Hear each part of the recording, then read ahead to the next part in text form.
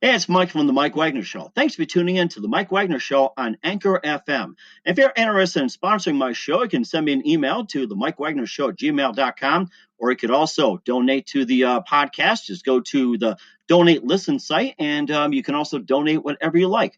Anchor is the easiest way to make a podcast. For those who are interested, Anchor can give you everything you need in one place for free, which you can use right from your phone or computer.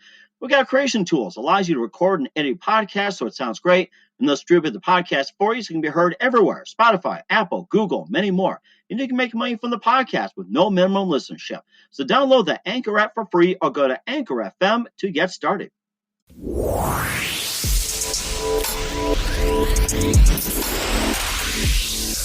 It's now time for the Mike Wagner Show, powered by Sonic Web Studios. Visit online at sonicwebstudios.com for all your needs. The Mike Wagner Show brings you famous celebrities and amazing people from all over the world. Listen online at themikewagnershow.com and on Facebook, SoundCloud, Spreaker, Spotify, and iHeart Radio. And watch the interview on YouTube. So sit back and relax and enjoy the Mike Wagner Show.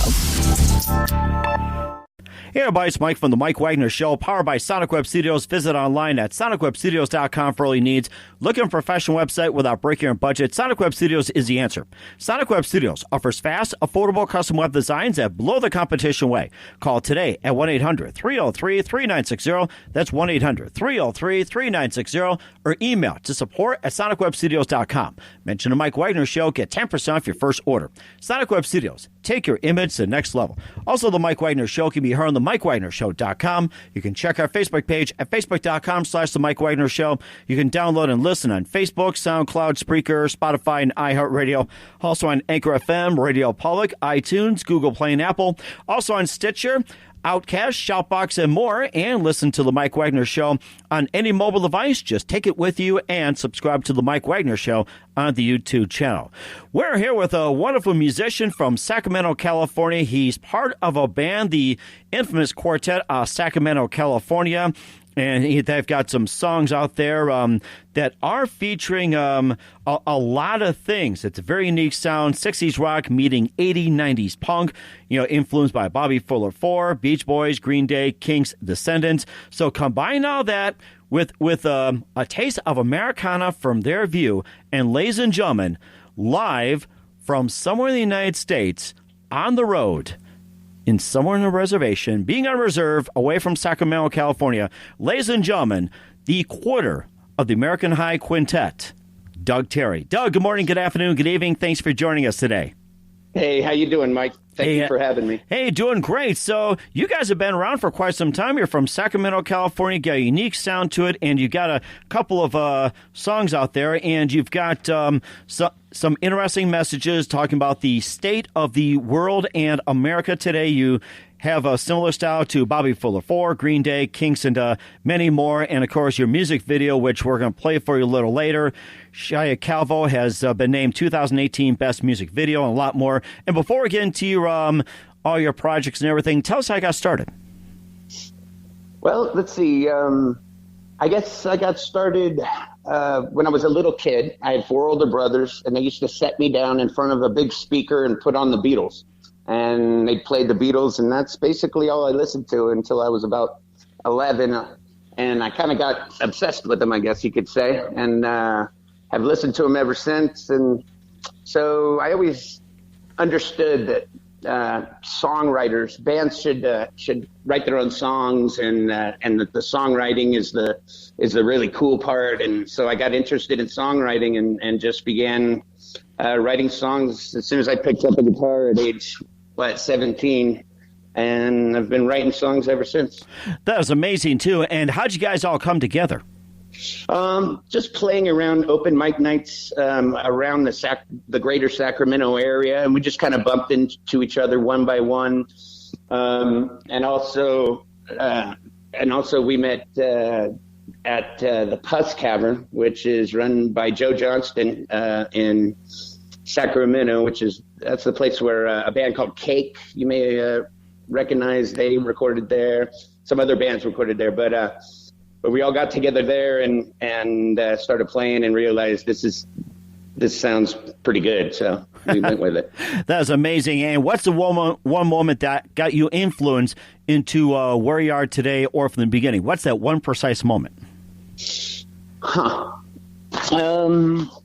Where I am today. The one precise moment would be, I guess, when we all looked at each other and realized that we had enough songs to make a record. We originally were just playing for fun and having a good time, and we all had a similar taste in rock and roll, which is mainly 60s, 70s rock, all those really cool vocal-driven, harmony-driven bands, Beach Boys and Beatles and the Kinks, and then also from the 70s, the Steve Miller Band and all these really great bands back then. And then we also all went through an 80s and 90s early punk phase as well, and we all have a really big appreciation for those early bands, like I said, the Descendants or the Dickies or Green Day, and we saw a similarity between the two styles of music. I think a lot of people don't, but a lot of the same hooks and ideas work in either type of music. So we decided to blend the two and just kind of see what the stew tastes like afterwards, and we liked it. That is something, too. We'll play one of your singles in just a minute. And who are some of your other influences in music that has shaped you today, like other artists and singers and everything else? It's like, who are some of your other influences? Well, let's see. That would be a lot of 80s punk bands. So, Ramones, actually 70s even. Ramones, Black Flag and Nirvana and Blink-182 and the President of the United States of America. Oh, I remember that, yeah. Oh, my gosh. Was it She Love? It's like, everybody thought they'd be the baddest there is, and all of a sudden it's like, just two, and that's it. It's like, yeah. Oh, my gosh. I think they got into some sort of disagreement with their record company, and instead of making records, they decided to wait out the contract. So they just put down their guitars for something like 10 years, and then the contract ran out, and then they started making music again. Pretty respectable.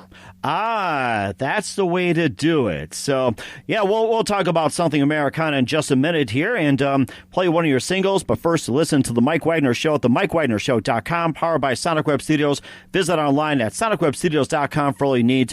Look at a professional website without breaking your budget. Sonic Web Studios is the answer. Sonic Web Studios offers fast, affordable custom web designs that blow the competition away. Call today at 1-800-303-3960. That's 1-800-303-3960.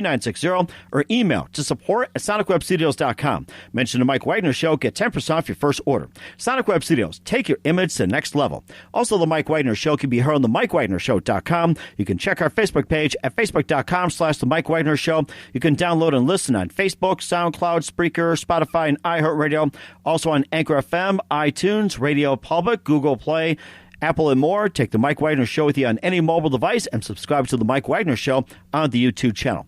We're here with Doug Terry from the group American High, based out of Sacramento, California, and talked about some of the influences and how things got started. And we have this single out there that's been riding high in the waves is Shia Calvo. So let's talk about that after we give us a listen from American High, right here on the Mike Wagner Show. A period of violence. Gang wars and Tommy guns were the byword of the day. Speakeasies sprang up all over the land, and the police had to seek them out. Now here they follow a tip. The plans are made for a raid. The question is it a real tip or a phony? They'll soon find out.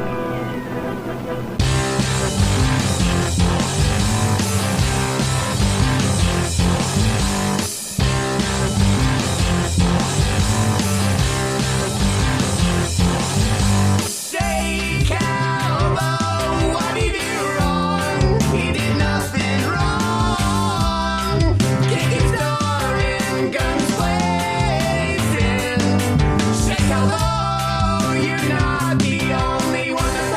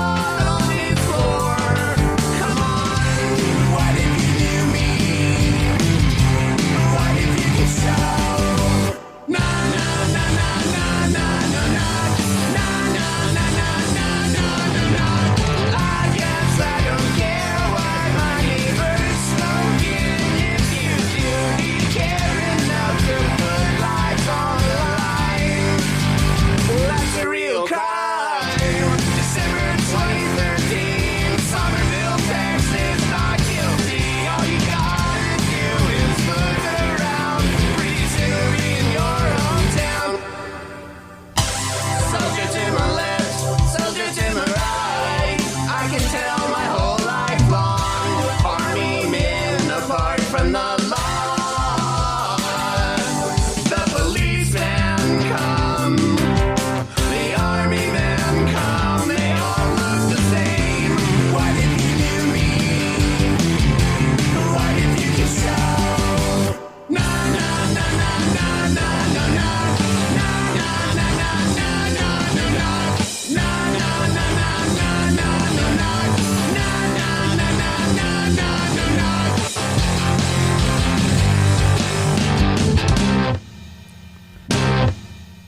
Shia Calvo from American High on the Mike Wagner Show. Shia Calvo, just tell us about the song and why is this so important and the whole story behind Shia Calvo.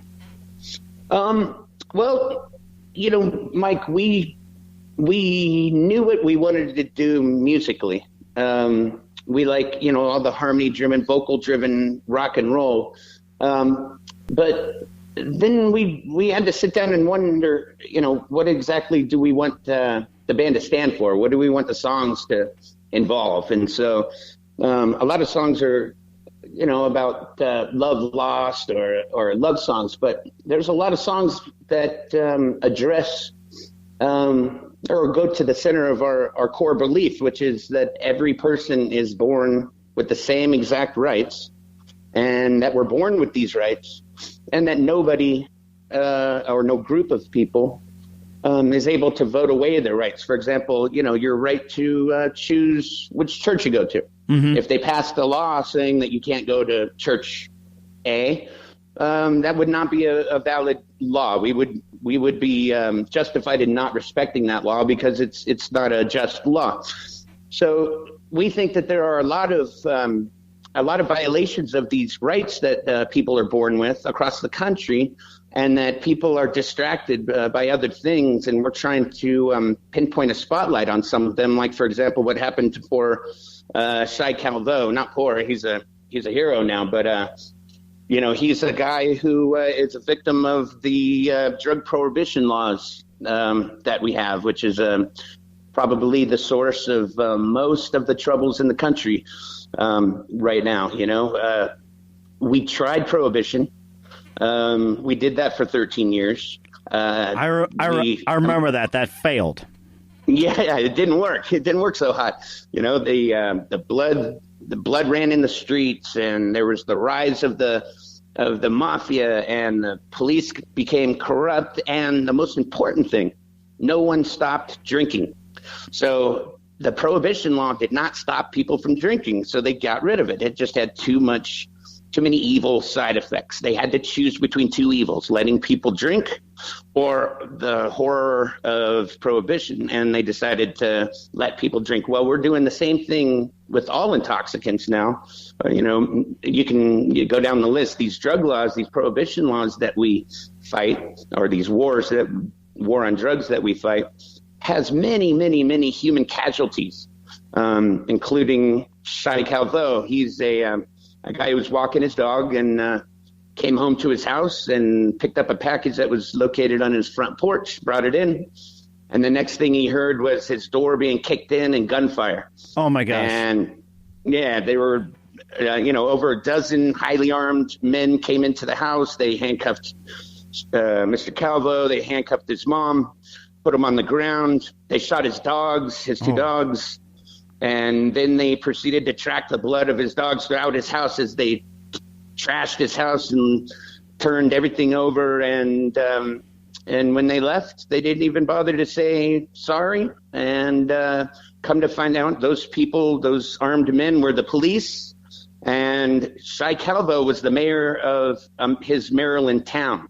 And that package he picked up was full of marijuana from some drug smuggler that had a plan to mail these packages to unsuspecting citizens. And then apparently there was somebody else involved that was going to pick them up. And Shia Calvo was a victim of what they call no-knock search warrants. A no-knock search warrant is, do you remember, Mike, the days when it was, open up, it's the police? Mm-hmm. That's gone.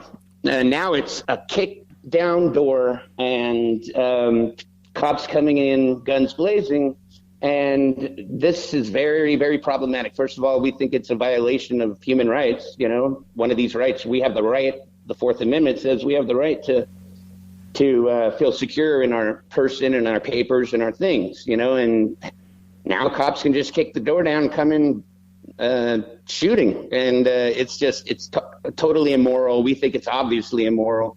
And this is our attempt to highlight it, spotlight it, and hopefully cause change. Mm-hmm. And of course, this new prohibition you're talking about, when did that start? Well, this drug prohibition, it began early. It was back early 1900s. Everyone got together and decided and there's a lot of different theories as to why, but they decided to make certain intoxicants illegal. And cause prohibition for them, and like, you know, cocaine, marijuana, these things. And let me ask you a question, Mike. Do you know anyone, if all drug laws were banned tomorrow, gotten rid of tomorrow, do you know anyone who currently is not a drug user who would run out and buy some heroin? I think it depends upon the person. It depends upon their situation. Also, it depends upon if they're willing to try it or not. I mean, not everybody's going to run out and get it, but it all depends upon the person. And of course, you know, the theory I also heard too, that if you got rid of all drugs, it would just wipe out the crime trade of like certain drugs and all that. And they're already currently loosening up on the marijuana laws. And right now it's like they're letting people out on simple marijuana charges out of jail so they can free up the jail space for other high profile criminals or murders or whatever else to come in. And of course, you know, the value and the trade has also gone down. And there's also theory if you took away, you know, all the illegal drugs and made it legal, you would eliminate the crime trade. So is that going to work in theory? I guess that's going to be the big question. Will it work in theory, or is it going to actually work, or is this just words? Yeah, that's a great point. And I would submit to you that we have one of the most impressive, one of the most definitive human sociological experiments known to man. And we conducted it ourselves, the Americans. You know, it was from 1920 to 1933, alcohol prohibition. We know exactly what happens, what the results are of prohibition laws. Mm-hmm. And look at today. We have prohibition laws, and what's happening? We have blood running in the streets. We have police corruption, especially in Mexico, but also some in the United States, not most. The vast majority no, but some. And our prisons are filling full of nonviolent drug offenders. And in the meantime, guess what? No one is not smoking crack because it's illegal. No crack smoking person, crack addict, looks in the mirror and says, you know what? I'd really like to smoke crack today, but gosh darn it, it's illegal. So I think I'm not going to do it. Or a heroin addict, you know, these laws don't prevent the people who are going to use drugs from using them. The only thing that the laws do is the same thing that they did in the early 1900s.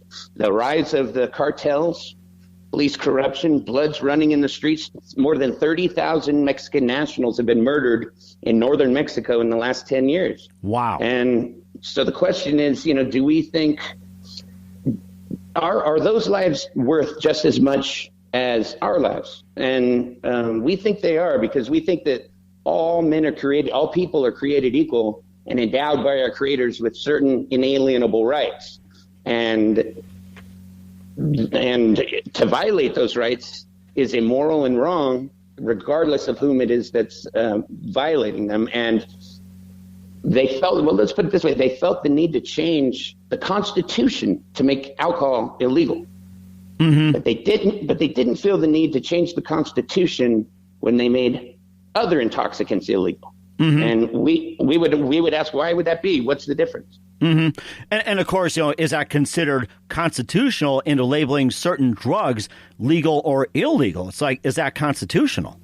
Yeah, well, people in 1920 felt the need to put an amendment to the Constitution to give the government power to make alcohol illegal. And then when they decided to reverse themselves, they put another amendment to the Constitution that undid the first one and made alcohol no longer subject to laws. So those people believed that the Constitution protected people's rights to drink an intoxicant. And I would submit to you that there's no difference between any intoxicant. You go to any little tiny rock out in the middle of the ocean where 4 people live, they're licking some sort of stone or a fish, or they're doing something to become altered. It's just part of the human condition there. To illegalize a normal facet of the human condition is to cause many, many, many problems in society, including damaging race relations, damaging, all these murders in northern Mexico and a whole lot of murders in this country. And then once these drug cartels have power, now there's trafficking of human beings. And we should just remove the drug cartels, all of their power all at once. By making all drugs legal, suddenly there wouldn't be any cartels. There wouldn't be any, and then we'd be able to catch all the human traffickers. We would improve race relations. We'd empty out half of the people that are in prison are there for nonviolent drug crimes. So nonviolent. So, okay, do we want to spend our time policing whether or not someone you've never met is smoking something that you've never smoked to get something out of it? Or do we want to spend our time looking for the serial killer and the bully who beat somebody up and took their wallet? I think the answer is obvious. I think that's obvious as well, too. And do you think eliminating the age limit, like, say, 18 for tobacco, 21 for alcohol, and whatever it is, do you think removing the age limit is going to help bring that drug trade and alcohol trade, like, say, is that going to eliminate the problems? You mean for cigarettes? Yeah, any kind of tobacco or even vaping as well, too, or the e-cigs, like 18 or 21 for alcohol. Removing the age limit, is that going to help or hurt the trade? Well, I think if you're an adult, you get to do stuff. You get to do whatever you want as long as you are not causing harm to other people. You're not committing violence against nonviolent people. And as long as you are not defrauding anyone, then people should be allowed to drink a 64-ounce soda or smoke a marijuana joint or, drink milk from a cow that hasn't been pasteurized. Or I love to do that one day. I dare myself to do that, drink milk straight from a cow. I love to do that.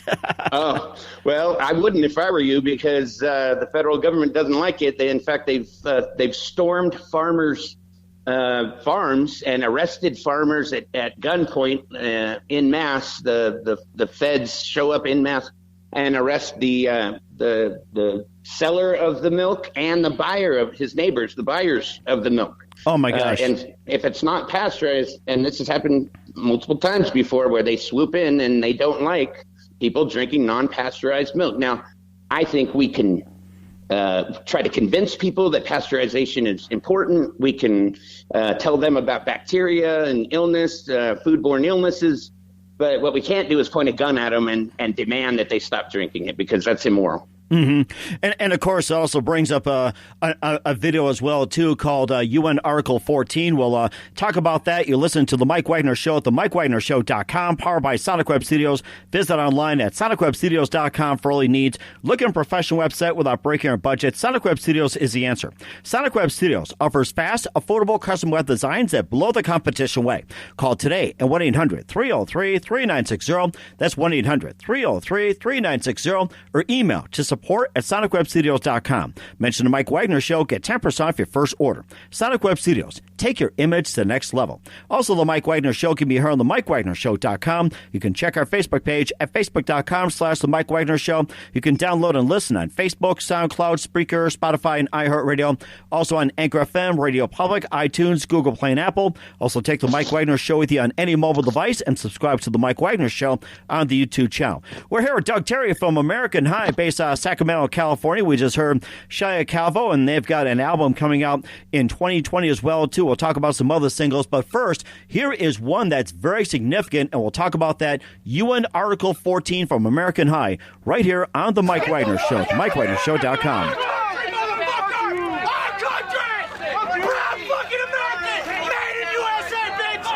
in fucking USA!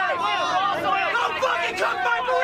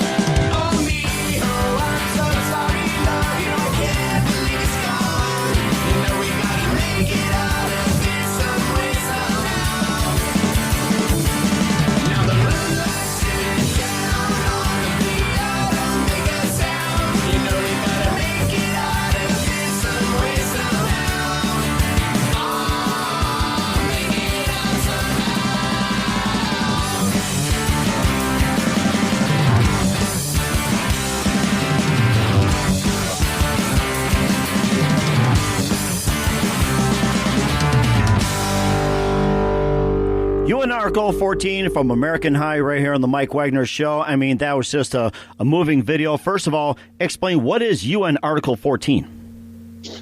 Well, it involves asylum. So in World War II, there was a ship called the St. Louis. It was a German ship in 1939. It left Nazi Germany full of about 900 German Jews. And they were, thank God, they got out of there just in time and escaped the concentration camps. But they came first to the United States and were denied permission to land.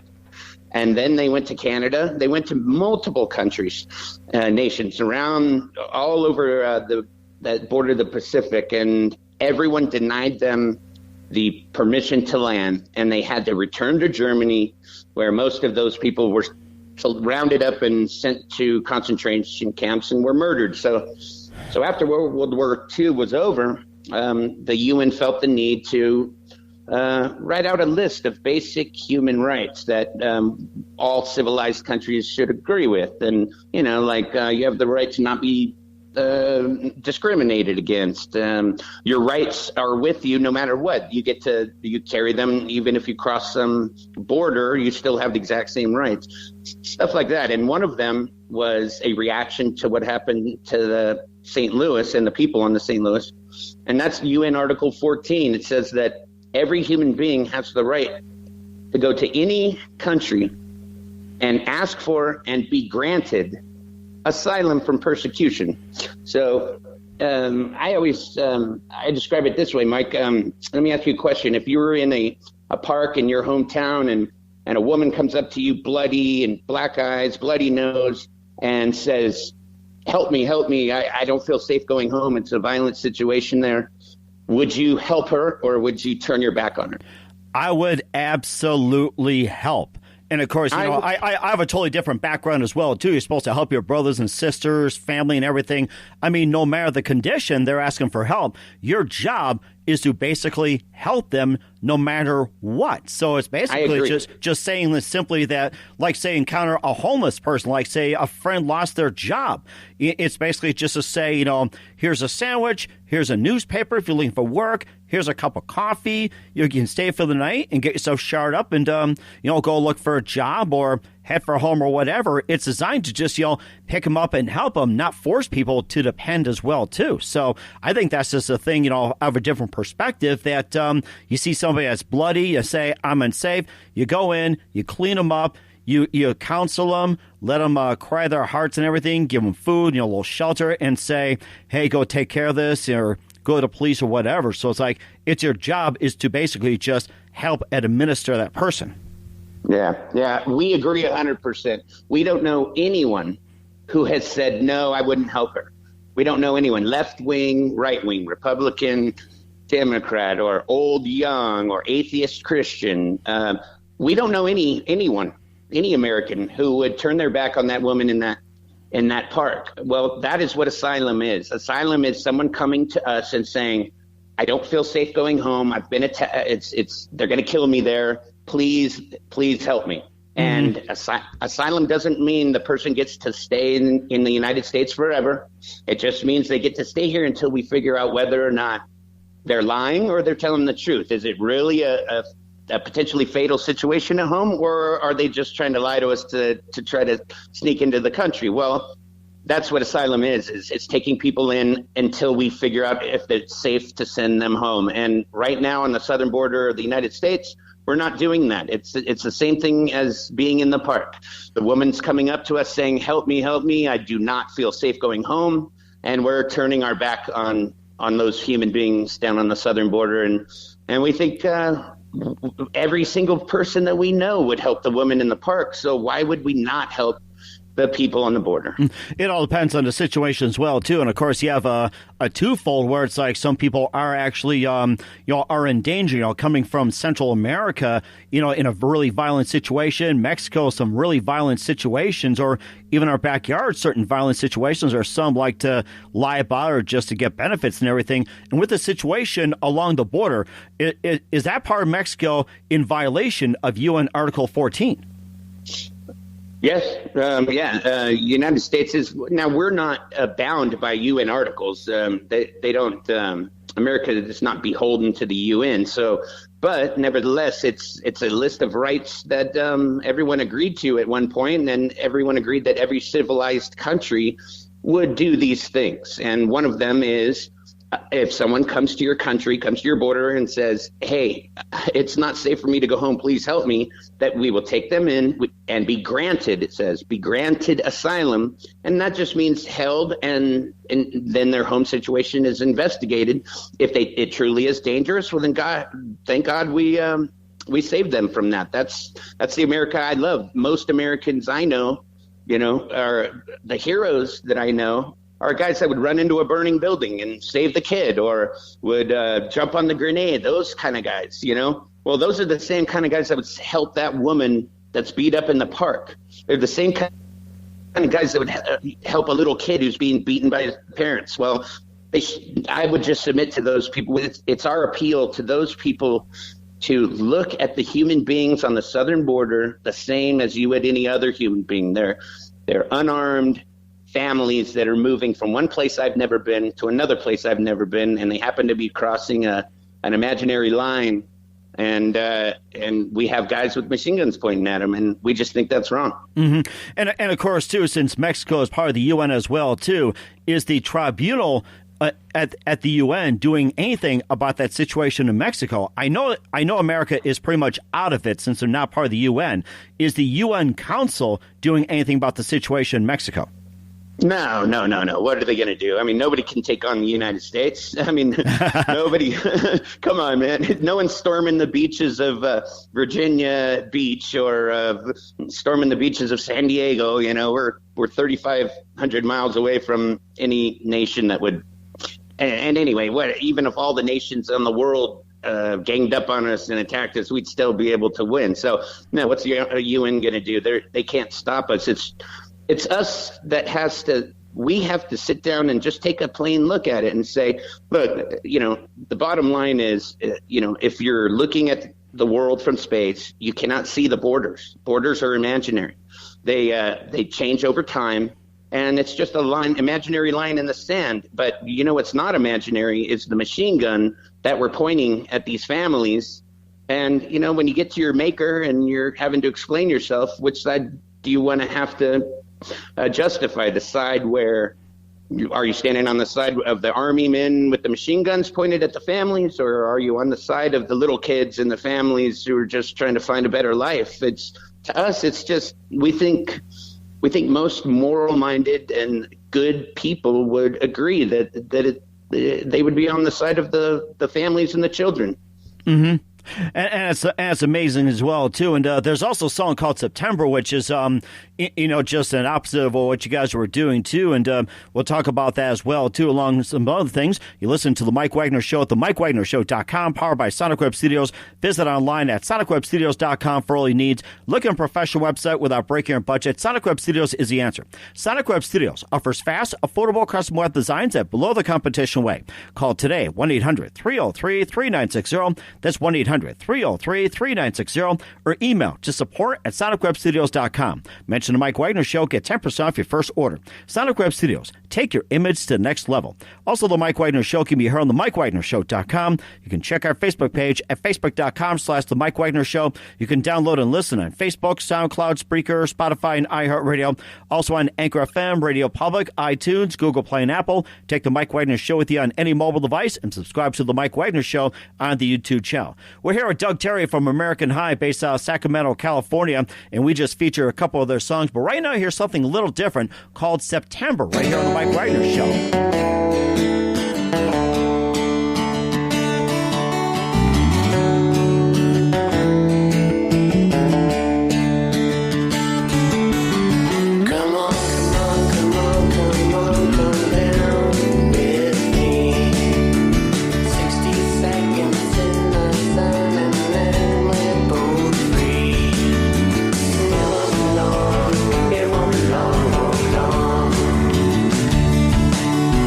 It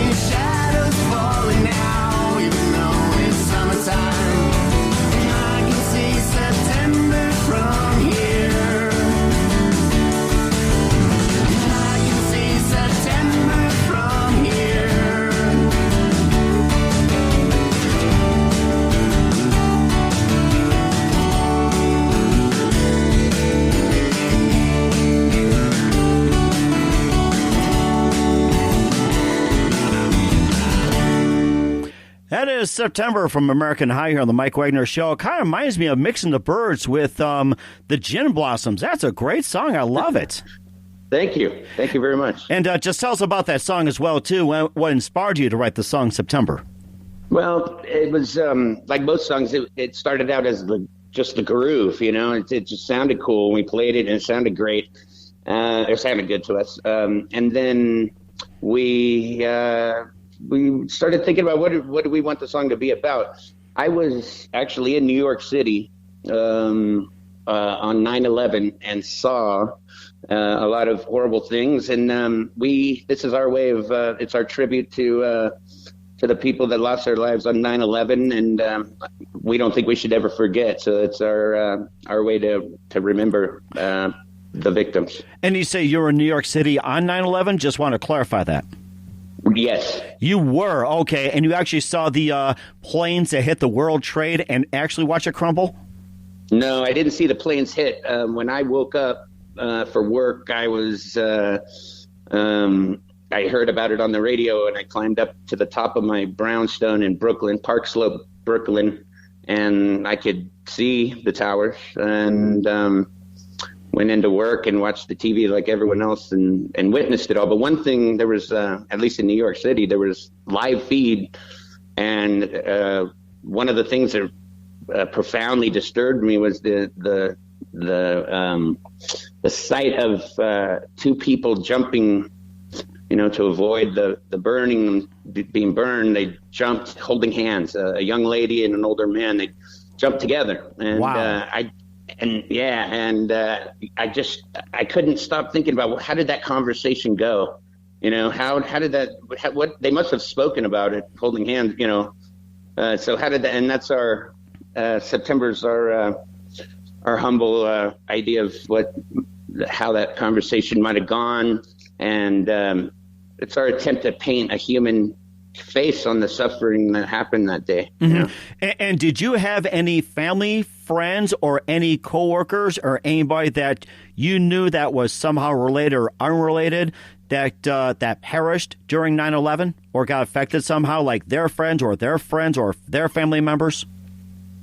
Well, yeah, a lot of my friends at the time knew a lot of people that were involved. Not me personally, though.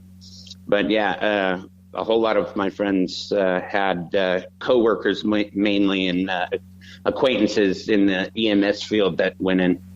Wow, that is something. I'll show you my 9/11 story as well, too, that I was driving my son to school. I work at the school and an academy at the same time, along with the ministry, and plus my son at the time was in senior kindergarten. I think he was about 6 years old or 5.5, and I was listening to the radio on a news talk station in Chicago, and then they broke in for a story about the World Trade Center got hit, and I thought, is this some stupid Howard Stern man-cow prank? You know, is this a prank or something? It's like, who would crash a plane into the World Trade Center? Are they making it up or something? And then second plane hits. I thought, okay, somebody's got to be drunk or idiotic just to hit a building and all that. And then the third one, I said, this is something serious. And the fourth was about to hit the third hit the Pentagon, and then the fourth was about to hit the White House. But the 80 people on board were actually brave enough to take their pillows and just beat up on the terrorists, crashed in a cornfield or an open land in Pennsylvania. But I said it was just something that just really shook me to the core. And then later on, just watching it, you know, the planes hit, and I was advised by people, don't let your kids watch it. I said, kids, this is significant history. You can just tell everybody. And I actually did have a couple of people I knew that had, like, you know, their coworkers got affected, and one of them, I worked in an apartment that his distant cousin worked in accounting. I think it was one of the 40th or 50th floors at the World Trade, and he called in sick that day, and his replacement came in, and we said, it's like, boy, if he was healthy, he could have been gone. And you could imagine him. It's like, boy, if I wasn't sick, you just feel for the guy. And then another person who was with us, that he had some associates that worked on the very top, was like the 110th or 120th. It's like up close to the very top of the World Trade. and they were closing in on a multi-million-dollar deal, and this guy runs a business, and he was just needing this big deal to stay afloat. And by the time they're ready to hit the big deal, sign and everything else, as soon as they're ready to sign and finalize it, the phones went dead, everything went dead, the World Trade got bombed, and the deal was just shot. Yeah, it's we think that it's important to remember 9/11 so that we can try to avoid that kind of thing in the future. It was almost like our Pearl Harbor. You know? I think more people died in 9/11 than in Pearl Harbor. So for us, our generation and the younger generations, it's our Pearl Harbor. And I have to say about Pearl Harbor too that my parents when they woke up on Sunday morning getting ready for church and the news broke on the radios of the 1940s, those big monster Zeniths and RCAs or Philcos that Pearl Harbor got bombed, and it's just like their household cried and everybody in America cried. It's almost like, how do we get involved in this? And of course, the rest is history, where we got dragged into it and finished off the war. But that was like it was like by surprise, bombing of Pearl Harbor. It's like, how do we get involved, or what do we do to tick the guys off? It was just like puzzling. Yeah, you know what? That's a perfect point, Mike. We agree. That's the point of September is exactly what you just said. What did we do to piss these guys off? Obviously, they're pissed about something. And everyone in New York, all my friends, we were all saying the same thing. And I think most Americans were saying the same thing. We were asking the question, why would they do this to us? And I think probably to many people in the world, in that part of the world, and well, to the murderers themselves, they would be. I bet you it never occurred to them that the average American doesn't know why they would do that. There's something that's going on that's pissing them off. I'm not saying that means that they're right, we're wrong. Obviously, they're wrong, we're right. But you can't just go around murdering people. But it does make you wonder, what is it exactly that they are so angry about that they are willing to kill all these innocent human beings that are unarmed and just going about their business? And I think that's what was lost. Everyone said they don't like our lifestyle, or they're evildoers. They just run around doing evil. I think that there was a specific reason. There were specific things that were making them become so livid that they would do such a thing. And I think it's important to ask that question. How did we get involved in this? And of course, could be also pure jealousy as well, too. So that's just another thing, having some third world come over. It's like, it's just a whole thing of jealousy. But, we'll talk about it another time. There's also a couple of singles you had out, too, called Moon and Sensei. You can just tell us about that, and feel free to throw in some other singles you have produced as well. Okay, great. Thank you. Moon was, we like Moon. Moon is kind of a slow, groovy song. And, we adhere to the school of thought that it's best to let the listener decide what songs are about. There are obviously songs like Shy Calvo and UN Article 14 that, they're obvious what they're about. But other songs we like to let the people decide, because like Moon, and there's another song on the new record, or this past record, called UN Article 14. There's a song called Belly, and I think we've read about eight different interpretations of what the meaning is, and we love that. That's we want the songs to apply to everybody and be personal to everybody. So that's Moon. And then Sensei, same thing. It could be about anything. Could be about running, this idea of just running away to a foreign place and living on the beach somewhere and cashing in all your chips, or it could mean other things as well. It almost sounds like the Truman Show, where you just watch it over and over again. You get a different interpretation. That's what it sounds like. The Truman Show. That's what we were hoping for. We were hoping that on first and second listen that it's groovy, catchy music, and hopefully sounds different, a unique take on rock and roll, hopefully. And then after that, if you continue to listen, then begin to wonder, what's the song about? And then if you listen to the lyrics, well, then there are, we think if you're going to make a song, you might as well make it about something important. So, and there's different themes buried in the music. So That's amazing too. And where can we find this music? And also UN Article 14, your debut album. Well, the debut album was the year before. That was Bones in the Attic, Flowers in the Basement. And then our second record, released on Christmas Day last year, is the UN Article 14. You can go to cdbaby.com. You can go to AmericanHighBand.com, and it's American High, like a high school. I actually went to American High School in Fremont, California. American High, HIGH, and then band.com. And then it's everywhere. It's iTunes, and it's on Spotify and SoundCloud and everywhere else. So.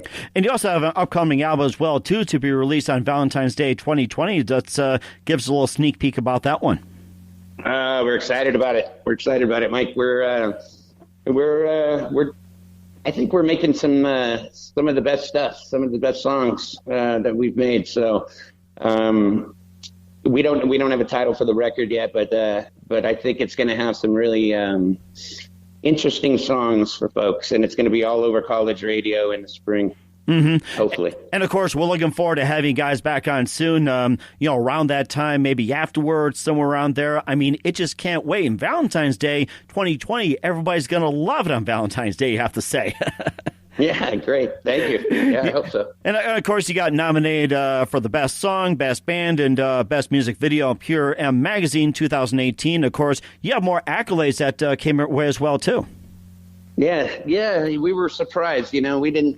Our goal was just to make a record. We were having fun making songs, and we realized we had enough to make a record. And so we went on down to Joe Johnston down at the Puss Cavern in Sacramento. He's a genius with recording and mixing, and we put out the album. We didn't really expect much of a response, and we got a surprisingly large response to the first record. And then when UN Article 14 came out, we were really blown away by the response. Winning the 2018 Best U.S. Music Video was a complete shock, and then the record started doing well in Europe and in England and also in Japan and other places. So and across the United States, I think it was played in almost all 50 states. There might have been 2 states that didn't play it on college radio, but the songs were everywhere, and we're just very, very happy that people like it.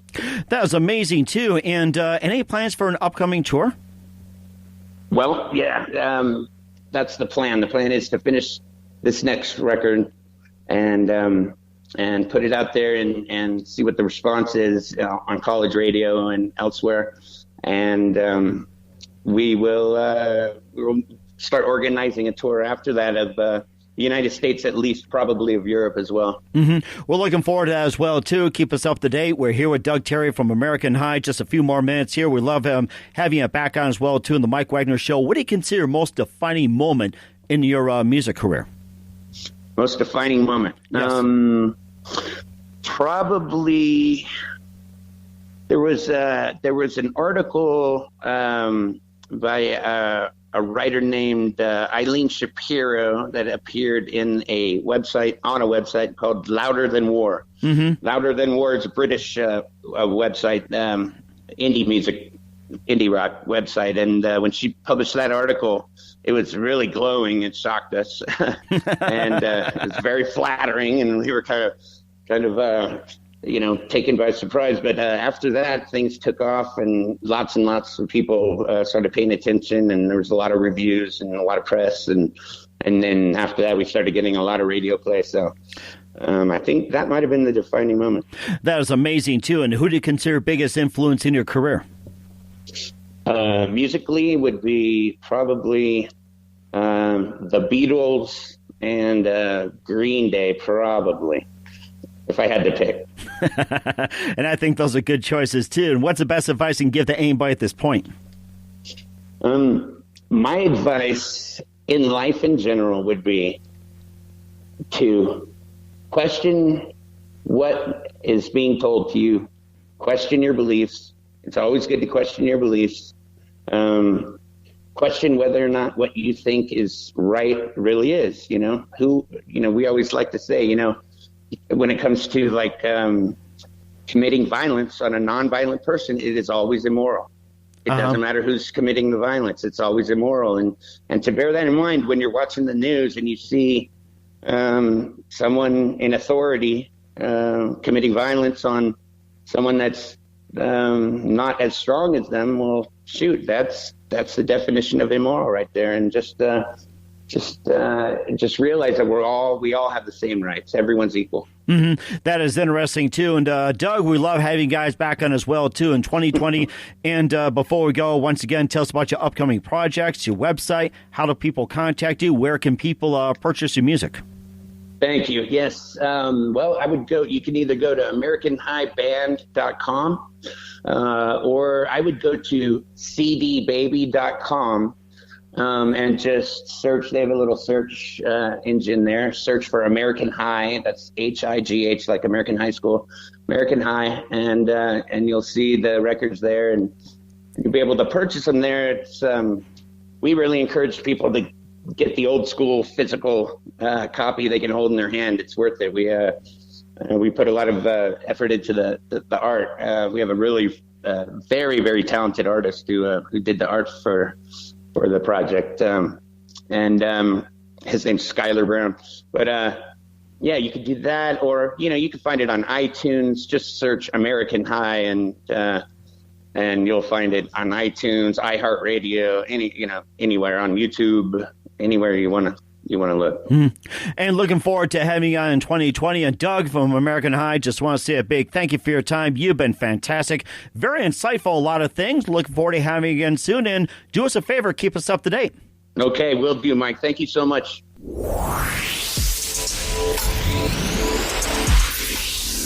Thanks for listening to The Mike Wagner Show, powered by Sonic Web Studios. Visit online at sonicwebstudios.com for all your needs. Listen online at themikewagnershow.com and on Facebook, SoundCloud, Spreaker, Spotify, and iHeart Radio. And watch the interview on YouTube. Also, become a sponsor of the program or donate today at themikewagnershow.com. Join us again tomorrow for another episode of The Mike Wagner Show.